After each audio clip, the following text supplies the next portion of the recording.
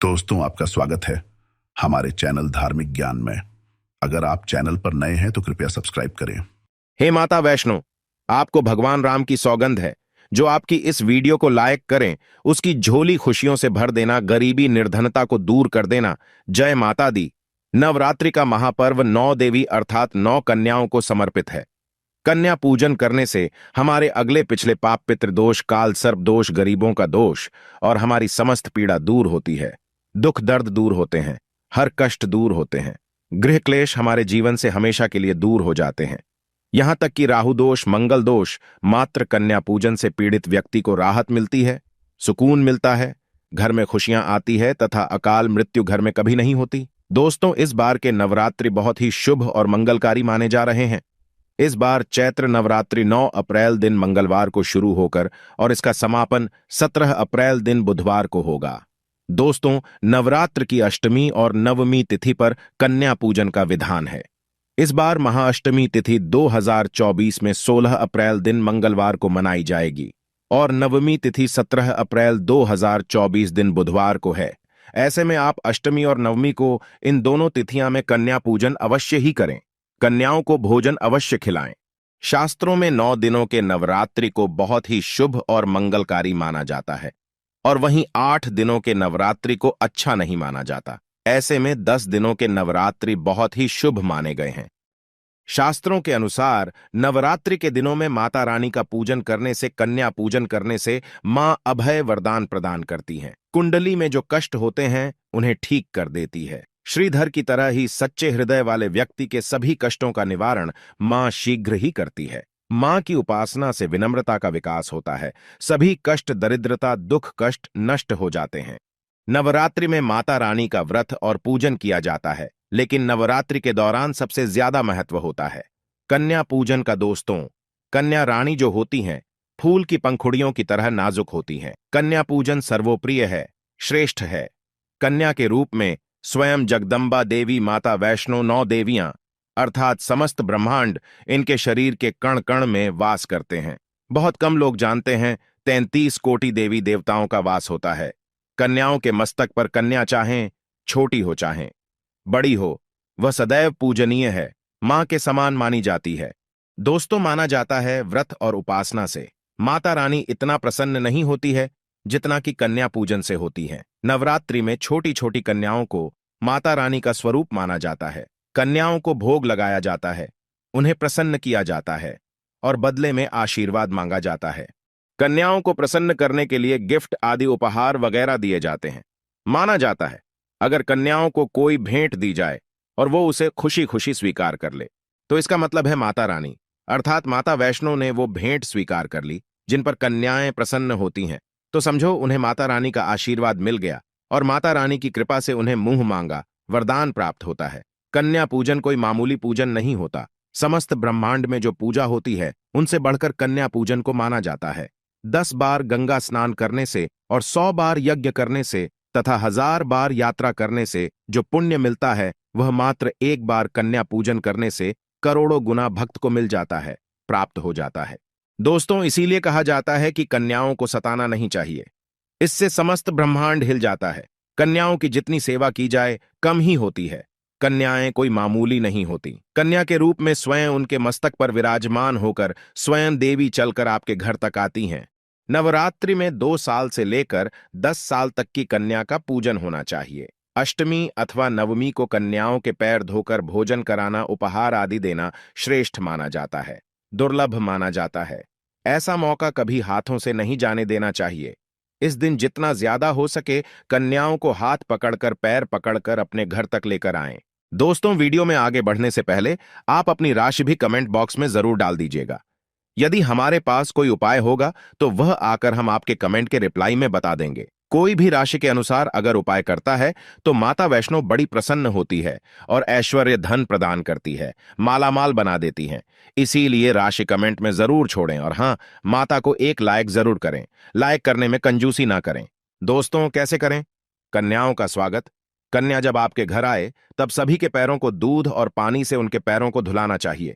खासकर मर्दों को कन्याओं के पर आवश्यक धोने चाहिए, इससे मैया वैष्णो प्रसन्न होती हैं। दोस्तों, फिर उसके बाद कन्याओं को किसी साफ जगह पर जमीन पर कपड़ा बिछाकर बैठाना चाहिए। उनके माथे पर अक्षत फूल और कुमकुम लगाना चाहिए। फिर उसके बाद भोजन ग्रहण करवाना चाहिए। लेकिन हमेशा याद रहें, कन्याओं की थाली में 3 पूरियां कभी ना रखें। इसे शुभ नहीं, घोर अशुभ माना जाता है। 3 पूरियां तथा 3 रोटियां मरने वाले व्यक्ति के लिए निकाली जाती हैं और जेल में कैदियों के लिए दी जाती हैं। ऐसे में कन्याओं को उनकी थाली में 3 पूरी कभी ना दें, लेकिन 1-2 करके पूरियां दे सकते हैं। इससे 3 संख्या बढ़ जाती है और दोष भी नहीं लगता। दोस्तों, कन्याओं को खाना खिलाने के बाद अंतिम में कन्याओं के सर पर लाल चुनरी उड़ाना चाहिए और भोजन में आपको खीर, पूरी, हलवा, चना तथा आलू की सब्जी, छोले वगैरह की सब्जी खिलानी चाहिए। पनीर आदि भी खिलाया जा सकता है। वैसे माता रानी का प्रिय भोजन खीर, हलवा, पूरी और छोले आदि ही हैं। लेकिन भूल से भी लहसुन और प्याज का इस्तेमाल कभी ना करें, अन्यथा अनर्थ हो जाएगा। अक्सर कई लोग कन्याओं को कुरकुरे का पैकेट, चिप्स वगैरह का पैकेट खिलते हैं, जो कि घोर अनर्थ माना जाता है, क्योंकि इसमें लहसुन, प्याज का इस्तेमाल होता है, जिसके कारण आपका व्रत खंडित हो सकता है। मां दुर्गा क्रोधित हो सकती हैं। जहां आपने 9 दिनों तक लहसुन प्याज का परहेज किया, लेकिन आपकी एक गलती पूरे व्रत को खंडित कर सकती है। इतना भी नादान नहीं बनना चाहिए कि माता रानी रूष्ट हो जाए और कन्याओं को भी अशुद्ध होना पड़े। कन्याओं को डब्बा बंद कोई भी ऐसी चीज ना खिलाएं जिसमें लहसुन प्याज होता है। कई चीज तो ऐसी होती है मार्केट में जिसके अंदर लहसुन प्याज का इस्तेमाल होता है। ऐसा आप कभी मत करना। दोस्तों, कई लोग कन्या पूजन में खाना घर पर नहीं बनाते और मार्केट से रेडीमेड लाकर ही खिलते हैं तथा दही जलेबी खिलाते हैं, जो कि शुभ नहीं माना जाता। दोस्तों, ऐसा खाना वो लोग खिलाते हैं जिनके घर में मान लीजिए कोई दुर्घटना आदि हो गई है या घर में कोई बीमार है या कोई मुसीबत है, तब वो ऐसा करते हैं। लेकिन अगर आप स्वस्थ हैं, आपको कोई पीड़ा नहीं है, तो ऐसा भूलकर भी नहीं करना चाहिए। माता रानी दही जलेबी नहीं, आपके हाथों का बना भोजन खाना चाहती है, आपका प्यार चाहती है। फिर चाहे आप घर में एक ही पूरी क्यों ना बनाएं माता के लिए, पर आप स्वयं ही अपने हाथों से माता रानी को भोजन खिलाएं। देखिए, भले ही आप दही जलेबी खिला सकते हैं, परंतु माता को घर का बना हुआ शुद्ध भोजन ही अति प्रिय है। खासकर नवरात्रों के दौरान घर में पक्का खाना अवश्य बनाना चाहिए। माता रानी बहुत प्रसन्न होती है। घर का बना पक्का खाना ही कन्याओं को खिलाना चाहिए। हमेशा याद रखें, कन्याओं को प्लास्टिक के बने दोने में खाना नहीं खिलाना चाहिए। ऐसे बर्तन पूजा पाठ के लिए शुभ नहीं अशुभ होते हैं, क्योंकि प्लास्टिक के ज्यादातर बर्तन जो होते हैं जानवरों की हड्डियों द्वारा बनाए जाते हैं, इसीलिए ऐसा पाप मत करना। कन्याओं को हमेशा स्टील के बर्तन या पत्तों से बने बर्तनों में ही भोजन कराना चाहिए। बहुत ही शुभ माना गया है। अगर पेड़ के पत्ते में भोजन कराते हैं तो माता अभय वरदान प्रदान करती है। दोस्तों, एक और बात हम आपको बताने वाले हैं कि यदि नवरात्रों के समाप्त होने के बाद यदि बीच में कन्या पूजन में शुक्रवार का दिन पड़ जाए, तो कन्याओं को कोई भी खट्टी चीज नहीं खिलाना चाहिए, क्योंकि शुक्रवार का दिन माता संतोषी को समर्पित होता है और माता संतोषी नवरात्रों के दिनों में सक्रिय अवस्था में होती है, यानी वो भी 9 देवियों के साथ में आपके घर में आती हैं। इसीलिए कन्याओं को भूलकर भी शुक्रवार का दिन अगर पड़ जाए तो खट्टी चीज घर में नहीं बनाना चाहिए और कन्याओं को भी खट्टी चीज नहीं खिलाना चाहिए। घोर पाप लगेगा, आपका किया कराया सब बर्बाद हो सकता है। खट्टी चीजों से माता संतोषी रूष्ट हो सकती हैं, चिढ़ सकती हैं, आपको श्राप दे सकती हैं, इसीलिए नादान ना बने। दोस्तों, भोजन कराने के बाद कन्याओं की थाली में एक लौंग जरूर रखना चाहिए, क्योंकि लौंग देवी शक्ति तथा दुर्गा मां को बहुत प्रिय है। लौंग माता शक्ति का प्रतीक होती है। लौंग में नव दुर्गा का वास होता है। इन 9 दिनों में माता रानी को लौंग का भोग ही लगाया जाता है, तो खाना खाने के बाद कन्याओं को लौंग अवश्य अर्पित करें। माता रानी को अमृत से बढ़कर लौंग प्रिय है, इसीलिए कन्याओं को थाली में चुपचाप एक लौंग जरूर रख दें। आपका भाग्य चमक जाएगा। माता लक्ष्मी आपके जीवन में धन की कोई भी कमी नहीं होने देंगी। दोस्तों, आपको बता दें, कन्याओं को उपहार में क्या दें। कन्याओं को खुश करने के लिए उनकी थाली में दक्षिणा डालें, ताकि आपके घर में संपन्नता बनी रहे तथा धन की कोई भी कमी ना हो। कन्या जब आपके घर से खुशी खुशी धन लेकर जाती है, तो वह भी आपको खुशी खुशी कई गुना आपको धन प्रदान करती है। इस समय कंजूसी मत करना, खुशी खुशी कन्याओं को धन अवश्य देना। कन्याओं को कोई सुंदर गिफ्ट दे सकते हैं। शास्त्रों में बताया जाता है कि कन्या जितना खुश होती है, माता रानी उतना ही जल्द फल की प्राप्ति प्रदान करती है। ऐसे में आप कन्याओं को चॉकलेट बॉक्स दे सकते हैं तथा खूबसूरत कपड़े दे सकते हैं। याद रहे, काले कपड़े ना दें और स्टील के बर्तन भी गिफ्ट के तौर पर दे सकते हैं। याद रहे कि कन्याओं को लोहे का कोई भी सामान नहीं देना चाहिए, नहीं तो राहु केतु का प्रभाव आपके जीवन में प्रवेश कर जाएगा। राहु काल तथा राहु दोष आपको लग जाएगा, आप बर्बाद भी हो सकते हैं। दोस्तों, जब कन्या अपने घर के लिए प्रस्थान करें तो उनके चरण जरूर छू लें और अपने मन में अपनी प्रार्थना को पूरा करें। सच्चे दिल से मांगी हुई मुराद माता रानी अवश्य ही पूरी करती है। सच्चे दिल का मतलब होता है मन में कोई भी लालच ना हो, और अगर वो लालच माता को पाने के लिए बन जाए तो उसे बोलते हैं सच्ची श्रद्धा और सच्ची भक्ति। ऐसी भक्ति के आगे स्वयं 33 कोटि देवी देवता आपको नमस्कार करते हैं। दोस्तों, नवरात्रों के दिनों में अगर मिल जाए आपको ये संकेत, तो समझो माँ दुर्गा आपके घर में आ चुकी हैं। ये संकेत बताते हैं माँ दुर्गा का आशीर्वाद आपको प्राप्त होने वाला है। तो आइए शुरू करते हैं। दोस्तों, पहला संकेत, जब आप कलश स्थापना करते हैं तो जौ से निकली हरियाली बहुत ही शुभ मानी गई है। कहा जाता है कि जौ से निकली हरियाली हमारे भविष्य में होने वाले अच्छे और बुरे होने का संकेत देती है। ये सभी बातें हमारे आने वाले साल का भविष्य बताती हैं। यदि आपने जौ बोए हैं और वो किसी कारणवश नहीं हो पाए हैं तो ये संकेत बड़ा ही मनहूस माना गया है। कहा जाता है कि नवरात्रों में जौ अगर सूख जाते हैं या बढ़ते नहीं हैं तो आपको समझ लेना चाहिए कि ये साल आपका खराब होने वाला है तथा घर में कोई बीमारी आने वाली है, या दिन दुगनी रात चौगुनी आपकी कम होने वाली है या घटने वाली है। दोस्तों, ये धन हानि का संकेत माना गया है, क्योंकि आपने कोई ना कोई गलती ऐसी कर दी होगी जिसके कारण माता रानी नाराज हो गई हैं। इसीलिए माता से आप क्षमा अवश्य मांग ले। माँ अपने भक्तों को अवश्य माफ करती है। एक माँ ही होती है जो अपने बेटे को, अपने लाल को हर गलती पर माफ करती है। लेकिन ऐसा बेटा किस काम का जो माँ से माफी ना मांगे। इसीलिए माता रानी से अपनी गलती की माफी अवश्य मांग लें। मैया वैष्णो अपने भक्तों को कभी निराश ही नहीं करती, बल्कि उन्हें धन धान्य से और खुशियों से परिपूर्ण बना देती है। और दोस्तों, यदि जौ हरे भरे हो जाते हैं तो ये शुभ संकेत होता है। इससे आने वाले समय में आपको बहुत ज्यादा ही धन लाभ होगा। माना जाता है कि 1 रुपए का सिक्का या चांदी का कोई भी सिक्का जौ के बीचों बीच में अगर मिट्टी में दबा दिया जाए तो घर में सुख समृद्धि आती है, माता लक्ष्मी दौड़ी दौड़ी चली आती है। जौ के अंदर हमेशा 1 रुपए का सिक्का अवश्य डालना चाहिए। जौ को खाली नहीं रखना चाहिए, उसमें धन वगैरह अवश्य डालना चाहिए। इससे माता का आशीर्वाद सदैव परिवार पर बना रहता है और जीवन में कोई भी संकट नहीं आता। खाली जौ मतलब धन भी खाली, खुशियां भी खाली ही मिलेंगी। दोस्तों, नंबर 2, यदि आपकी नींद नवरात्रों के दौरान सुबह 4 बजे के आसपास खुलती है तो इसे बड़ा ही शुभ संकेत माना जाता है, क्योंकि ये समय ब्रह्म मुहूर्त कहलाता है। इस समय देवी शक्ति अपने सच्चे भक्तों को ही जागती है। इस समय उठाना मतलब माता की कृपा प्राप्त करने के बराबर माना गया है। ये संकेत बताते हैं कि माता की सच्ची भक्ति का प्रभाव आपके ऊपर हो चुका है और माता रानी आपको जल्दी ही कोई खुशखबरी देने वाली है। मां आपकी सच्ची भक्ति से बहुत खुश हैं।